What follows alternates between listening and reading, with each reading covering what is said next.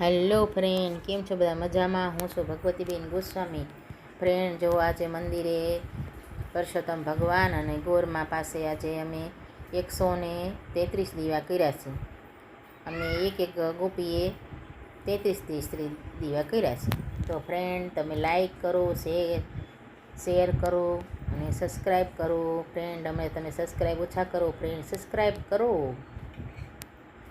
અને ફ્રેન્ડ, જો અમે બધા ગોપી મંડળવાળા ફરતા ફરતા બધા બેસી ગયા છીએ. તમે પણ ચાલો.